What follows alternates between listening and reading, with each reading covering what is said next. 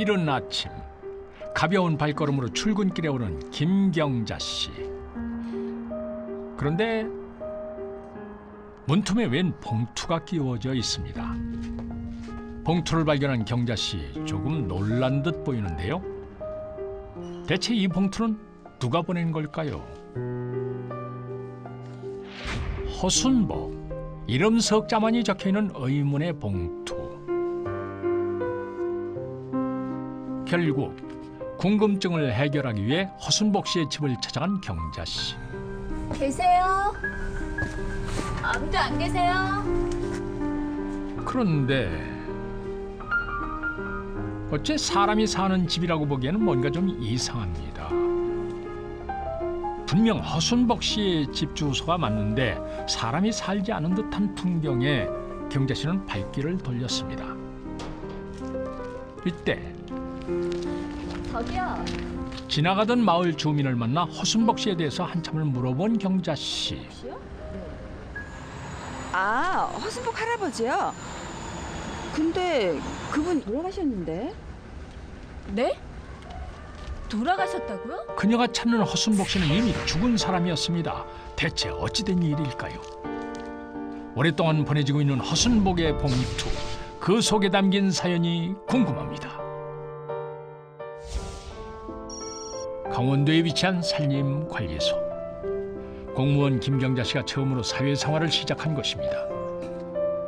그러던 어느 날 출근길에 그녀는 누군가 문틈에 꽂아두고 간 봉투를 발견하게 되는데요. 그 속엔 3만 원이 들어있었습니다. 그 이후 의문의 봉투는 계속해서 관리소에 보내졌습니다. 웬일이야? 어제 복권이라도 맞았나? 아무리 일찍 와도 늘 봉투가 먼저 도착해 있었습니다.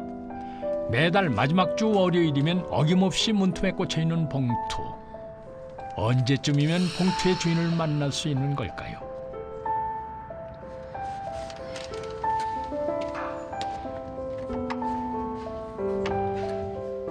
허탈한 마음을 뒤로하고 사무실로 들어온 경자 씨. 회장님. 야, 이번 달에도 온 거야? 네. 3만 원 들어있네요. 참 대단하다. 익숙한 듯 봉투를 받아든 서무계장은 내용을 기록해 놓습니다.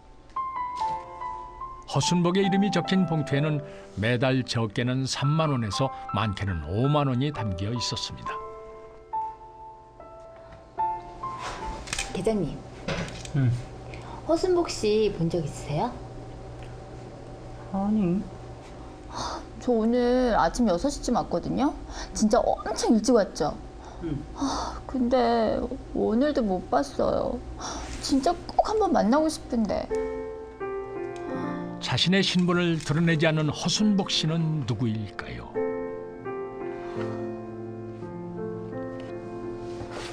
매달 봉투를 볼 때마다 그를 만나고 싶다는 생각은 간절했지만은 단 한 번도 만나지 못했습니다. 그렇게 2년의 시간이 흐르고 경자 씨는 다른 곳으로 발령을 받아 떠났습니다. 그리고 봉투도 허순복 씨도 잊었습니다. 그로부터 20년 후 출근길에 무언가를 보고 놀란 경자 씨. 다름 아닌 봉투였습니다. 낯이 익은 듯 봉투를 꺼내보는 그녀. 놀랍게도 그것은 그동안 잊고 지냈던 허순복의 봉투였습니다. 허순복? 세상에, 이게 아직도 오는 거야?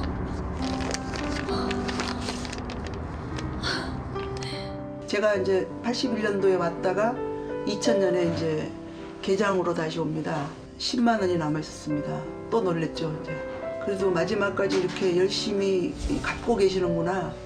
정말 대단하시다, 이런 생각이 들었어요. 20년 동안 잊고 지냈던 이름 허순복. 그 이름과 봉투를 본 순간 경자 씨는 궁금증을 참을 수 없었습니다. 결국 허순복 씨를 직접 찾아 나섰는데요. 계세요? 아무도 안 계세요? 그런데 어찌된 영문일까요? 마치 폐가 와도 같은 허순복 씨의 집, 뭔가 심상치 않은데요.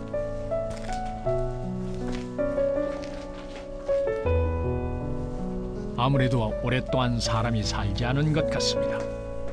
결국 경자 씨는 발길을 돌리고 마는데요. 저기요. 죄송한데 혹시 허순복 씨 아세요? 허순복 씨요? 네. 잠시 후 무슨 이야기를 들은 걸까요? 경자 씨의 표정이 심상치 않습니다. 근데 그분 20년 전에 돌아가셨는데? 네? 돌아가셨다고요? 그렇다면 봉투를 보낸 사람은 대체 누구였을까요? 한 달 후 경자 씨는 봉투를 보낸 사람을 찾기 위해 이른 새벽 관리소에 나왔습니다. 그렇게 시간은 하염없이 흘러갔는데요. 바로 그때 인기척의 밖을 살펴본 경자 씨, 누군가를 발견하고 몸을 숨깁니다. 과연 이 노인의 정체는 누구일까요? 누구이기에 지난 22년간 허순복의 이름으로 봉투를 보낸 걸까요? 할아버지 잠깐만요. 네. 할아버지 누구세요? 할아버지가 이 돈 20년 넘게 넣어두신 거 맞죠? 근데 왜 이래요? 응? 자, 당신은 누군데 그래요? 저 이 돈 모아두는 직원이에요. 그러니까 말씀해 주세요. 누구신데 허순복 이름으로 이 돈 넣어주시는 거예요? 내 오랜 친구인데 그냥 모른 척 해줘요. 응? 그냥 모른 척 해둬. 허순복의 오랜 친구라는 할아버지, 무슨 사연으로 끝끝내 신분을 숨기는 걸까요?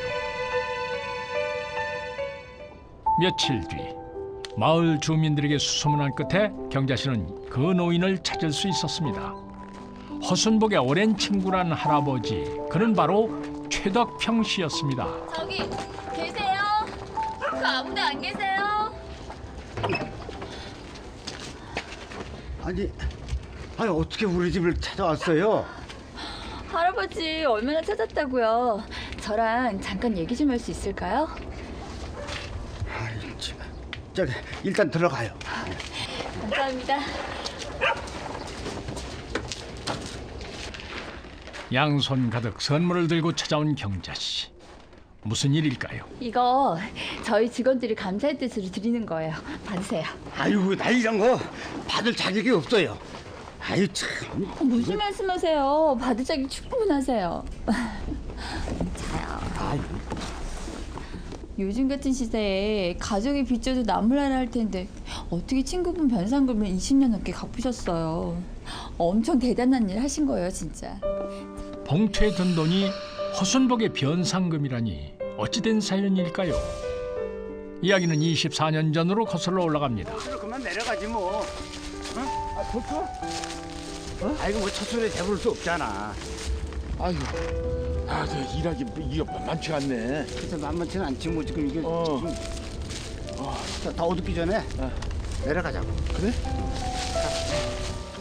어려운 형편이었던 순복 씨를 돕고자 약촉하는 일을 제안한 덕평 씨. 어릴 적부터 한 동네에서 나고 자란 두 사람은 서로의 속사정도 훤히 아는 친구들 사이입니다. 잠시 쉬어가기로 한 두 사람. 담배 한 갭의 여유를 부려봅니다. 이때 멀리서 이들을 지켜본 이가 있었는데요.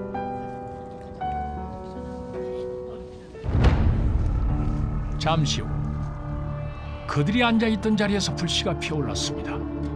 제대로 끄지 않은 담뱃불, 그것이 화근이 된 것입니다. 1시간 남짓 동안의 산불로 잣나무 만여 그루가 잿더미로 변했는데요. 다음 날 여느 때와 다름없이 아내와 일을 하고 있는 순복 씨.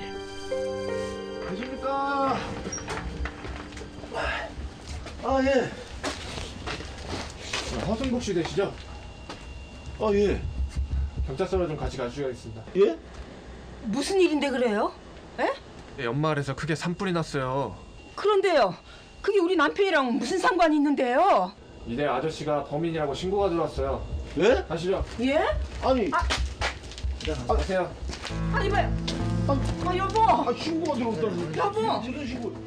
영문도 모른 채 순복 씨는 산불을 낸 범인으로 경찰에 잡혀가게 됐습니다.